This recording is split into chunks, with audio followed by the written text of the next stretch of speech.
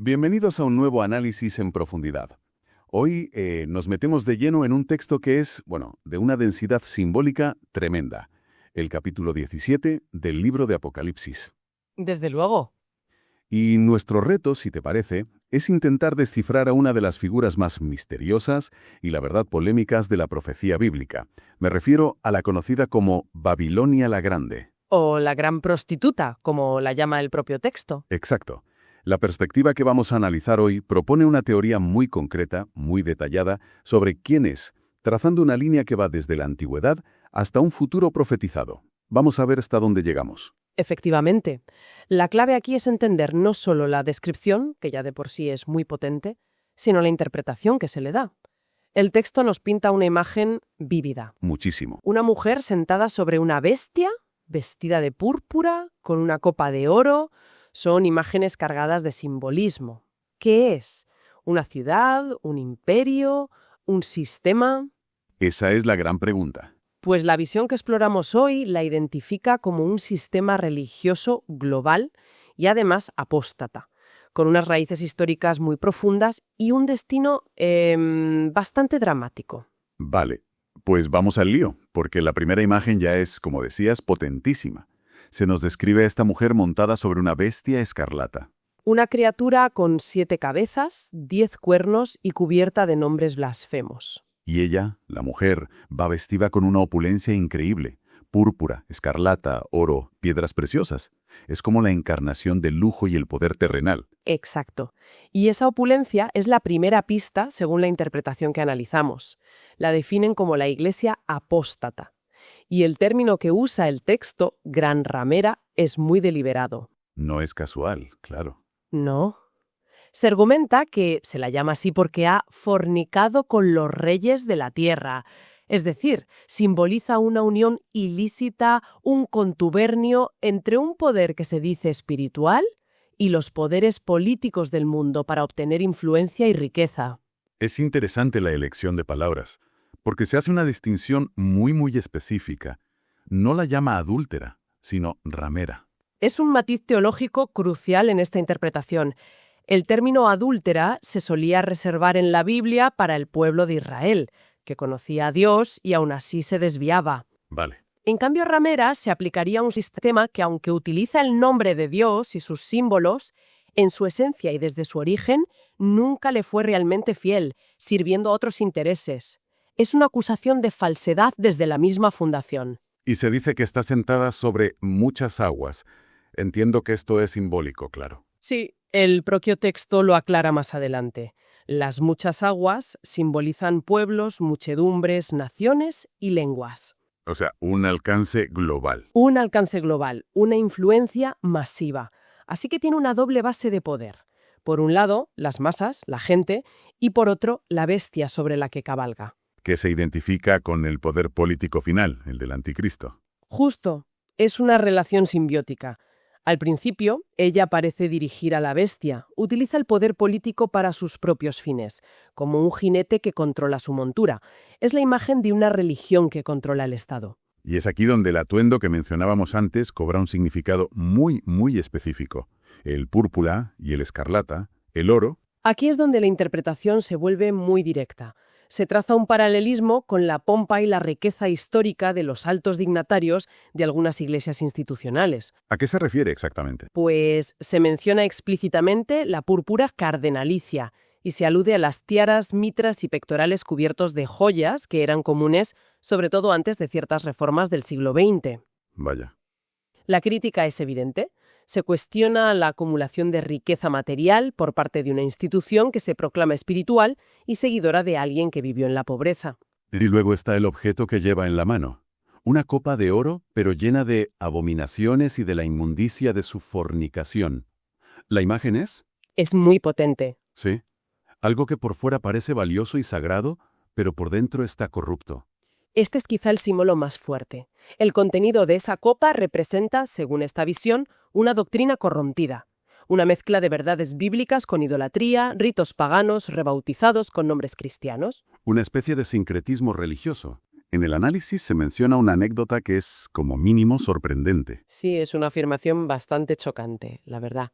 Sostiene que durante el pontificado de Juan XXIII se acuñó una medalla que en el anverso tenía su efigie y en el reverso una figura femenina sentada sobre un globo, con una copa en la mano. Un momento.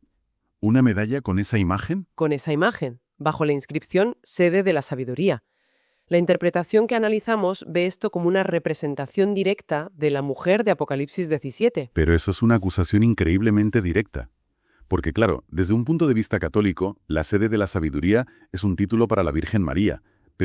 Pero para esta línea de pensamiento, el parecido con la descripción del Apocalipsis es demasiado grande para ser una coincidencia. Lo ven casi como una admisión inconsciente, un símbolo de la verdadera naturaleza del sistema. Es, sin duda, uno de los puntos más polémicos. Desde luego.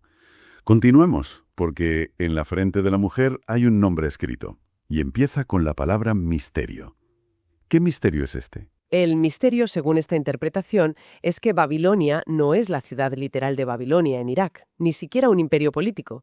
El misterio es que se trata de un sistema religioso. Ah. Y aquí se traza una genealogía que se remonta a la Babilonia original, la de la Torre de Babel, y su fundador, Nimrod. ¿Y cómo se supone que esas prácticas sobrevivieron milenios para infiltrarse en la iglesia cristiana? Bueno, se basa en leyendas extrabíblicas.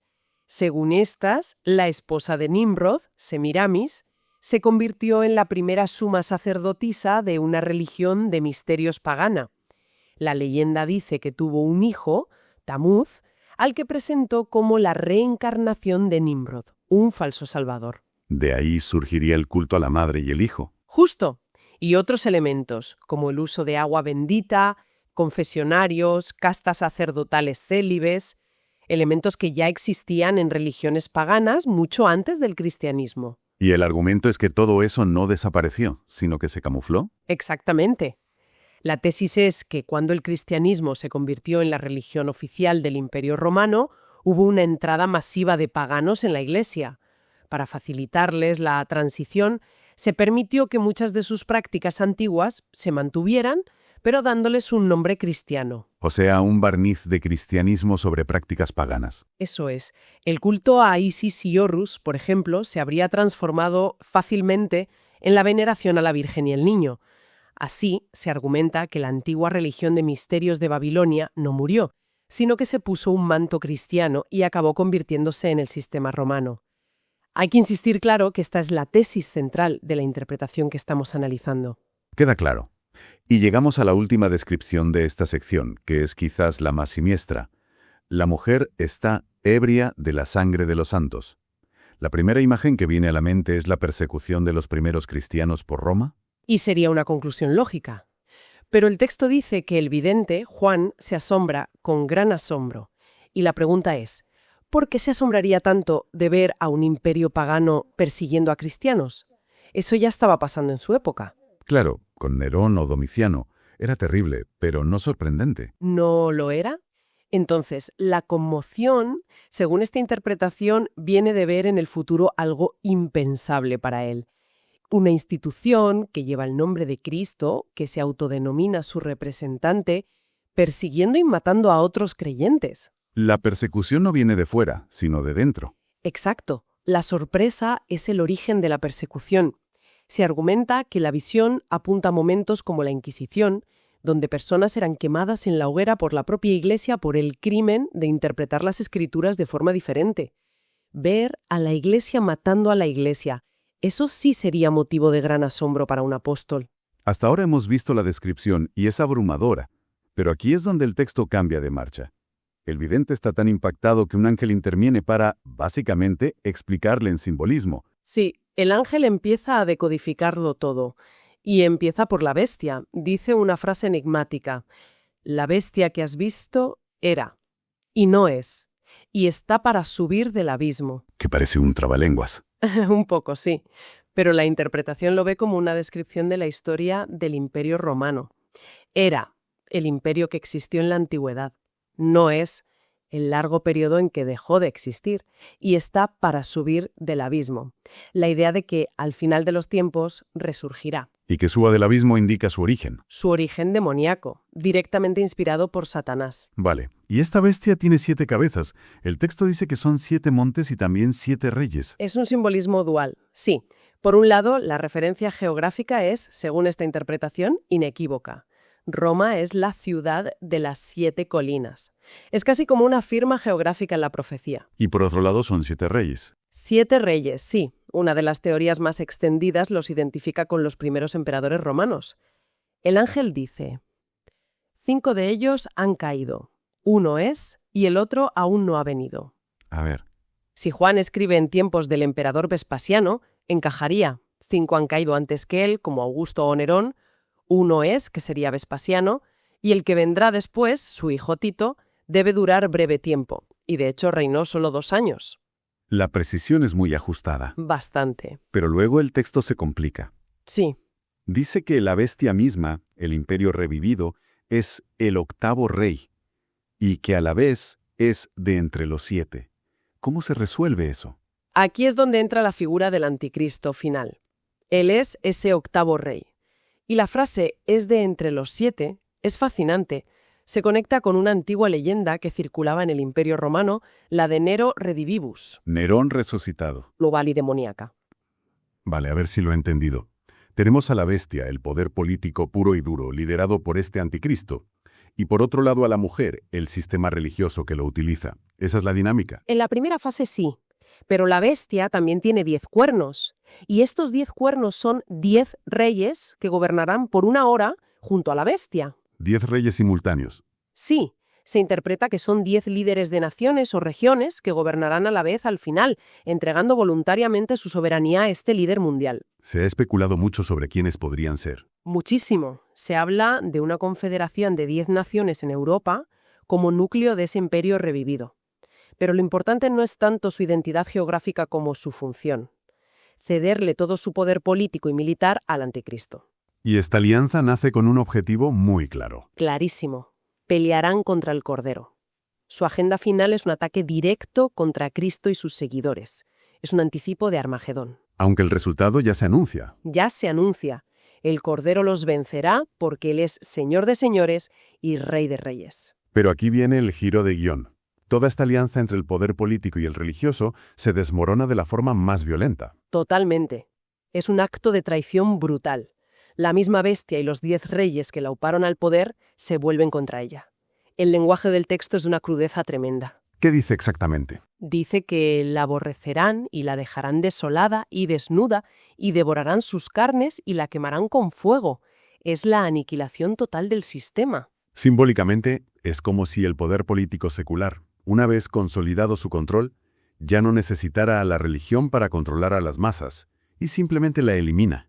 Exacto. Según la cronología profética de esta interpretación, esto ocurriría a mitad del periodo final de 7 años. El anticristo, que usó a la religión para unificar al mundo, abandona toda pretensión, se declara a sí mismo Dios y elimina a su antigua aliada para que no haya otra lealtad que no sea hacia él. Es el utilitarismo político llevado a su máxima expresión. Totalmente. Pero lo más paradójico de todo es que este acto de máxima traición y maldad es en realidad el cumplimiento de un plan divino. ¿Cómo es eso? El texto dice explícitamente: porque Dios ha puesto en sus corazones el ejecutar lo que Él quiso. Es decir, estos reyes, en su rebelión, están, sin ser conscientes de ello, llevando a cabo el juicio decretado por Dios sobre este sistema religioso apóstata. Es una afirmación sobre la soberanía divina que resulta vertiginosa. Y por si quedaba alguna duda sobre la identidad de la mujer, el capítulo termina con una última frase de identificación. Así es. Para rematar, el ángel le dice a Juan: y la mujer que has visto es la gran ciudad, que reina sobre los reyes de la tierra. Y en la época de Juan solo había una ciudad que encajara con esa descripción. Solo una, Roma. Por eso, esta interpretación concluye que, aunque la mujer simboliza un sistema religioso global, su centro neurálgico, su sede de poder, está inequívocamente ligada a la ciudad de Roma, que ha ejercido esa influencia política a lo largo de la historia y, según esta profecía, la tendrá hasta su dramático final. Hemos analizado una interpretación muy específica y desde luego muy potente del simbolismo de Babilonia la Grande. La hemos visto surgir como una figura de opulencia aliada con los poderes del mundo para luego ser traicionada y aniquilada por esos mismos aliados. Es una narrativa de auge y caída en toda regla. Lo es. Y la idea central que hemos explorado es que toda esta secuencia de alianzas, intrigas y traiciones que parecen puro juego de poder humano se desarrolla dentro de un marco profético superior. La afirmación de que la bestia y sus aliados cumplen el plan de Dios, incluso en su maldad, hasta que se hayan cumplido las palabras de Dios, nos deja con una reflexión final ineludible. ¿Cuál sería? La tensión que existe entre la voluntad humana, con su capacidad para el mal, y una soberanía divina que parece tejer todos esos hilos, incluso los más oscuros, para llevar la historia a un final ya escrito. Es una paradoja. Es una gran paradoja. ¿Cómo pueden coexistir la libertad de acción de los individuos y las naciones con el cumplimiento inevitable de un guión divino?